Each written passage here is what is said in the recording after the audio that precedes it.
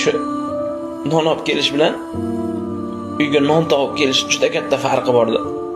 Shu yoshligida non olib kelish uchun do'konga chiqqan bolalar hozir katta bo'lib non topib kelish uchun musofir yurtga ketyapti-da.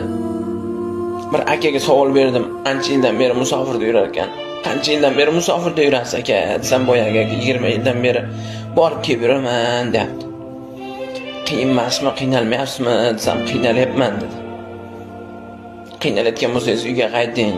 O'limdan qo'rqmaysizmi deb savol berdim.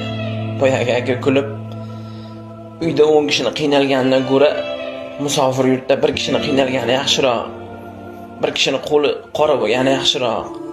Men o'limdan ko'ra ota-onamni, bola-chaqamni, oilamni qiynalib yashashdan qo'rqaman dedi. Musofirlarda o'ziga atagan bitta orzusi yo'qda. Yashirincha pullar yig'adi-da. O'zimga usti bosh olaman, bir joyga aylangani boraman deydi. Uyda bitta problema bo'ladi.